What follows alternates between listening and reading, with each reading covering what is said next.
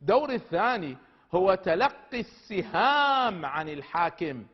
تلقي السهام عن الحاكم. كثير أنا سمعت، يا ما سمعت كثير من العامة، ليس فقط العامة بل حتى بعض المحللين السياسيين يصدموني عندما يقولون العبارة التالية: كان حاكما طيبا ولكن من حوله من بطانته كانوا سيئين. هو جيد لكن هم سبب المشاكل التي تمر بها الدولة. هذا التصور ساذج، هذا التصور غير صحيح.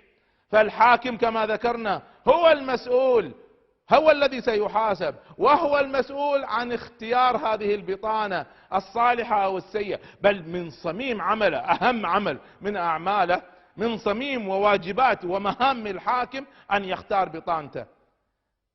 إذا لم يكن كذلك، يعني أنا سأفترض أن عبارتهم صحيحة، هو صالح، هو جيد، لكن بطانته سيئة. فكروا معي، إذا كان كذلك فمعناها أنه هو ضعيف ما هو قادر يغيرهم، أو احتمال الآخر أن مغفل استهبلوه فمشوه وهو مسكين ما يدري. إذا كان ضعيف فهو لا يصلح للحكم.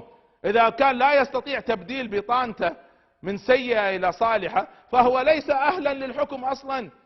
وإن كان قادرا ولا يفعل فهو خائن للأمة وخائن للأمانة. وإن كان مغفل أو أهبل استغفلوه، بينوا له أن كله تمام يا فندم وكل حاجة ما ليس بالإمكان أحسن مما كان، وصدقهم، فهو مغفل أيضا لا يصلح للحكم. ففي الحالتين لا يصلح للحكم. فما في شيء، الله يخليكم، ما في شيء اسمه هو جيد لكن اللي حوله سيئين. هذه في النهاية مسؤوليته ومسؤولية الأمة أن تحاسبه. جاء هذا في الحديث الصحيح الذي يرويه الإمام البخاري عن أبي هريرة رضي الله عنه قال: قال رسول الله صلى الله عليه وسلم: إذا ضيعت الأمانة فانتظر الساعة. قال: كيف إضاعتها يا رسول الله؟ قال: إذا أسند الأمر إلى غير أهله فانتظر الساعة.